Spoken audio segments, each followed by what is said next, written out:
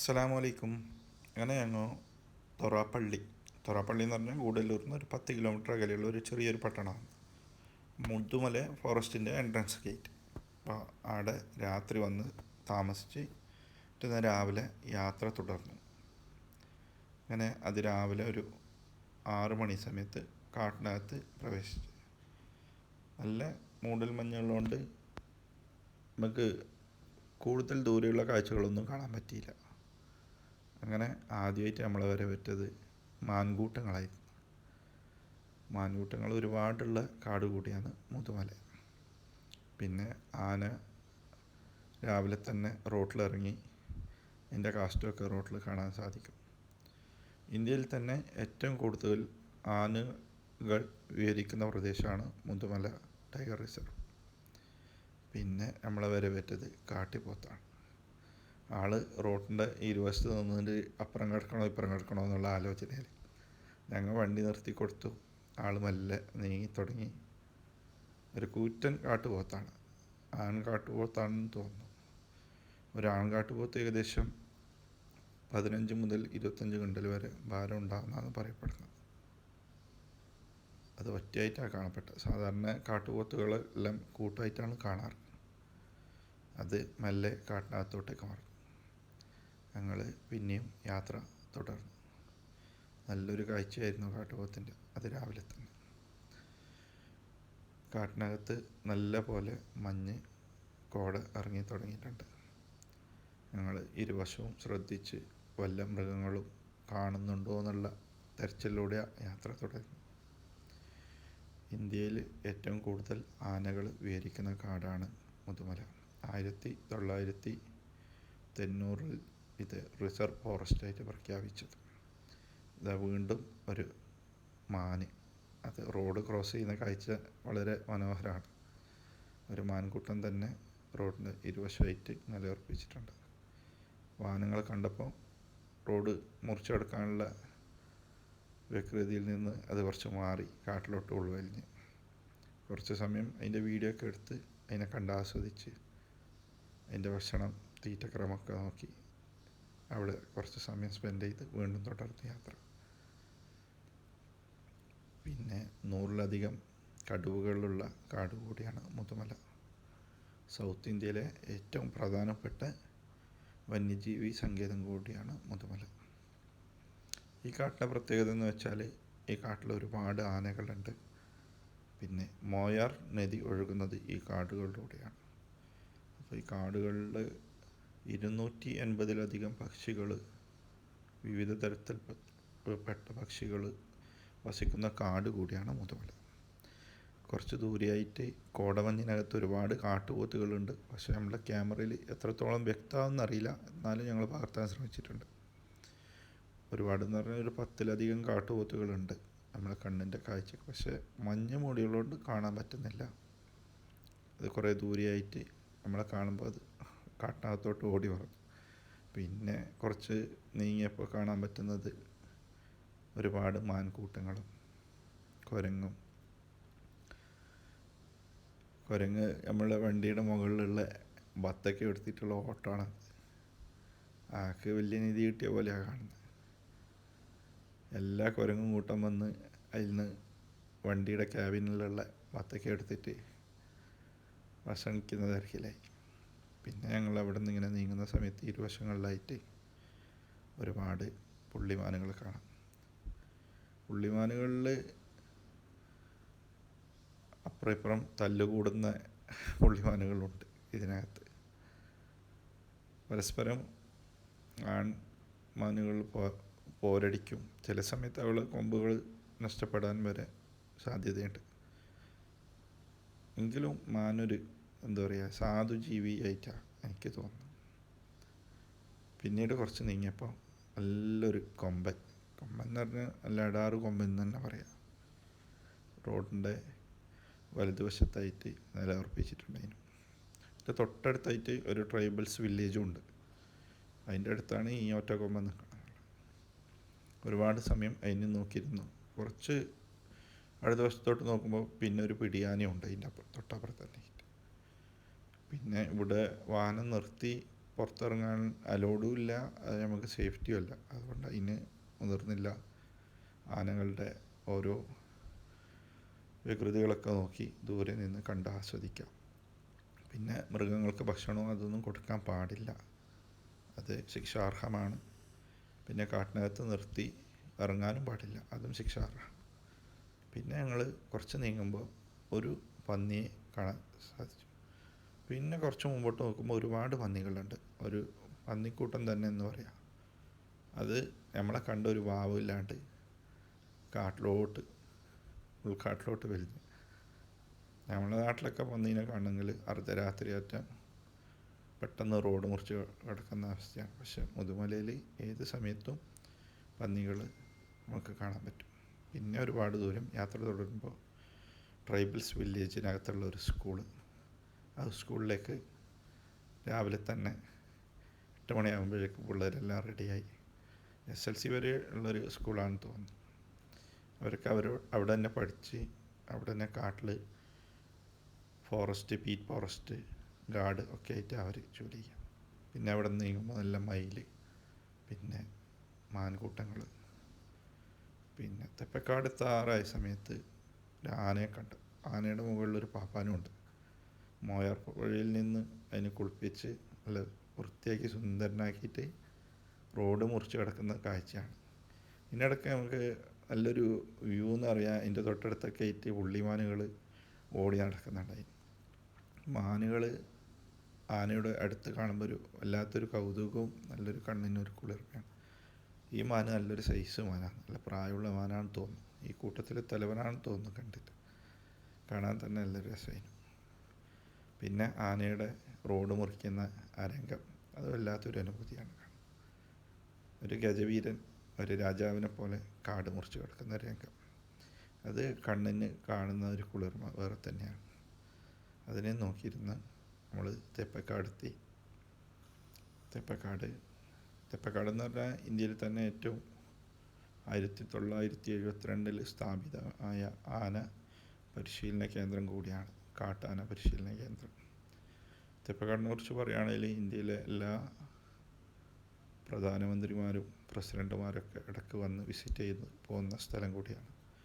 ഞാൻ മുൻ പ്രാവശ്യം വരുമ്പോൾ ഇന്ത്യൻ പ്രസിഡൻറ്റ് മുർമു വരുന്ന സമയത്ത് ഭയങ്കര ഹൈലി സെക്യൂരിറ്റി ചെക്കിംഗ് ഒക്കെ ആയിരുന്നു. ചോദിച്ചപ്പോൾ അവർ പറഞ്ഞ പ്രസിഡൻറ്റ് വരുന്നുണ്ട്, അതുകൊണ്ടാണ് ചെക്കിങ്. അതിന് മുമ്പ് ഒരു പ്രാവശ്യം വരുന്ന സമയത്ത് പ്രധാനമന്ത്രി വരുന്ന ഇന്ത്യയും ടൈറ്റ് സെക്യൂരിറ്റി ആയിരുന്നു. ആ സമയത്തൊക്കെ ടൂറിസ്റ്റുകൾക്ക് അലോഡില്ല അവിടെ പ്രവേശിക്കാൻ. പിന്നെ അവിടെ നിർത്തി ആന വളർത്ത് കേന്ദ്രം സന്ദർശിക്കാൻ പോകുന്ന സമയത്താണ് കുരങ്ങൻ കൂട്ടങ്ങളൊക്കെ കയറി വാഹനത്തിന് മുകളിലുള്ള സാധനങ്ങളൊക്കെ, എന്ത് സാധനമൊന്നുമില്ല, ബാഗാണേലും ശരി, ട്രോളി ആണേലും ശരി, എന്താണേലും ശരി. ഇപ്പം നമ്മളെ വണ്ടീൻ്റെ മുകളിലുണ്ടായിരുന്ന വത്തൊക്കെ എടുത്തിട്ടാണ് ഈ കുരങ്ങ് ഭക്ഷിക്കുന്നത്. കാണാൻ നല്ല രസമായിരുന്നു. ഒരുപാട് കുരങ്ങുകളുണ്ട്. അയാൾ ആ വത്തക്ക എടുത്തിട്ട് അയാൾക്ക് വലിയൊരു നിധി കിട്ടിയ പോലെ എനിക്ക് തോന്നി. അതിൻ്റെ പക്ഷം എല്ലാ കാഴ്ചകളൊക്കെ കണ്ടു നിൽക്കുമ്പോൾ തന്നെ കണ്ണിനൊരു കുളിർമ, മനസ്സിനൊരു സന്തോഷം. ഞങ്ങൾ കാറിന് തൊട്ടടുത്ത് പാർക്ക് ചെയ്തിരുന്ന ഒരു താറ് കാർ, അതൊരു ഗുജറാത്തുകാരൻ്റെ ആയിരുന്നു. അയാളുടെ മുകളിലുള്ള ബാഗ് അവർ ശരിയാക്കിയിട്ടുണ്ട്. പിന്നെ അതിന് നോക്കിയിരുന്ന് യാത്ര തുടർന്ന സമയത്ത് റോഡിൻ്റെ ഇരുവശത്തായിട്ട് ഹനുമാൻ കുരങ്ങുകൾ, നല്ലൊരു രസമാണ്. സിംഹവാല കുരങ്ങുമല്ല, നോർമൽ കുരങ്ങുമല്ല, ഇതിൻ്റെ ഇടയിലുള്ള ഒരു കുരങ്ങ് വർഗ്ഗമാണ് ഹനുമാൻ കുരങ്ങുകൾ. ഇത് ഇവിടെ മാത്രം കാണുന്നൊരു പ്രത്യേകതയാണ്. നാഗരോളെ, ബന്ദിപ്പുര, മുതുമല ഈ ഭാഗങ്ങളിൽ ഏറ്റവും കൂടുതൽ മുതുമലയിലായി കാണപ്പെടുന്നതാണ് എൻ്റെ ഒരു സാക്ഷ്യം. എൻ്റെ യാത്രാനുഭവങ്ങളിൽ എനിക്ക് ഒരുപാട് ഹനുമാൻ കുരങ്ങുകളെ കാണാൻ പറ്റിയത് മുതുമലയിൽ യാത്ര ചെയ്യുമ്പോഴാണ്. അവർ റോഡിൻ്റെ ഇരുവശത്തായിട്ട് ശാന്ത സ്വഭാവമാണ്. യാത്രക്കാരെ കാണുമ്പോൾ അവർ നോക്കിയിരിക്കും, വല്ലതും കിട്ടുന്നോ എന്നുള്ള പ്രതീക്ഷയിലാണ്. ഈ ക്യാമറയിൽ കാണുന്ന ദൂരെയായിട്ട് ഒരു സാമ്പാ ഡീറുണ്ട്. സാമ്പാ ഡീർ എന്ന് പറഞ്ഞാൽ കലമാൻ. ക്യാമറയിൽ എത്രത്തോളം പതിഞ്ഞു എന്നറിയില്ല. ആ കാട്ടിനകത്തായിട്ട് 2 എണ്ണം ഉണ്ട്, ഒരു ആണും ഒരു പെണ്ണുമാണ്. പക്ഷേ ക്യാമറയിൽ എത്ര സൂമാക്കിയിട്ട് കിട്ടിയില്ല. പിന്നെ ഞങ്ങൾ യാത്ര തുടർന്നു. റോഡിന് മധ്യത്തിലായിട്ട് ഹനുമാൻ കുരങ്ങുകൾ നിലയുറപ്പിച്ചിട്ടുണ്ടായിരുന്നു. അവർ ലക്ഷ്യമിടുന്നത് നമ്മൾ കാറിന് മുകളിലുള്ള തണ്ണിമത്തനാണ്, അടിച്ചു മാറ്റാനുള്ള പരിപാടിയാണ്. ഞങ്ങൾ കുറച്ച് സമയം അവിടെ ഇരുന്നു. അവറ്റകളെ വിക്രയകളൊക്കെ നോക്കി ആസ്വദിച്ചു. വീണ്ടും ഞങ്ങൾ യാത്ര തുടർന്നു. പിന്നീട് നമുക്ക് കാണാൻ പറ്റിയത് ഒരുപാട് മാനും കുരങ്ങൻ കൂട്ടും കാട്ടുപോത്തും പലതും ക്യാമറയ്ക്ക് ഒപ്പിയെടുക്കാൻ സാധിച്ചില്ല. പെട്ടെന്ന് അത് നമ്മളുടെ നിന്ന് സ്കൂട്ടായി പോയായിരുന്നു. ഈ കാട്ടിനകത്തെ കാഴ്ചകൾ എന്നെല്ലാം പറഞ്ഞാൽ അത് പെട്ടെന്ന് ഒരു സെക്കൻഡ് കൊണ്ട് കണ്ണിന്ന് മായും. പുലിയും കടുവയൊക്കെ കാണാമെന്ന് പറഞ്ഞാൽ അതൊരു വല്ലാത്തൊരു ഭാഗ്യമാണ്. എൻ്റെ യാത്രകളിൽ ഞാൻ 2 പ്രാവശ്യം പുലികളെ കാണാൻ പറ്റി. പക്ഷേ 2 പ്രാവശ്യം ക്യാമറയിൽ പതിഞ്ഞില്ല എന്ന് പറഞ്ഞാൽ മനുഷ്യന്മാരുടെ സാന്നിധ്യമുള്ളപ്പോൾ പുലികളെ പെട്ടെന്ന് കൺമറിയും. പുലിനെ കാണുമ്പോൾ തന്നെ ആൾക്കാർ പുലി എന്നുള്ള ആ ശബ്ദം ഉണ്ടാക്കുമ്പോൾ തന്നെ പുലികൾ പൊന്തക്കാട്ടിലോട്ട് മറിയും. ആനയെപ്പോലെയോ കാട്ടുപോത്തിനെ പോലെയോ വലിയൊരു സൈസുള്ളൊരു മൃഗമല്ലാത്തതുകൊണ്ട് പൊന്തക്കാട്ടിനകത്ത് കയറിയാൽ തന്നെ പുലികളെ പിന്നെ കാണാൻ പറ്റില്ല. അങ്ങനെ മുതുമല ടൈഗർ റിസർവിൻ്റെ ഗേറ്റ് അവസാനിപ്പിച്ചു. ഇനി തുടങ്ങാൻ പോകുന്നത് കർണാടക ഫോറസ്റ്റ് ബന്ദിപ്പുര നാഷണൽ റിസർവാണ്. ഇന്ത്യയിലെ തന്നെ 2ാമത്തെ ടൈഗർ റിസർവ് എന്നറിയപ്പെടുന്നത് നാഗർഹോളെ ബന്ദിപ്പുര ഉൾപ്പെടുന്ന കാട് പ്രദേശമാണ്.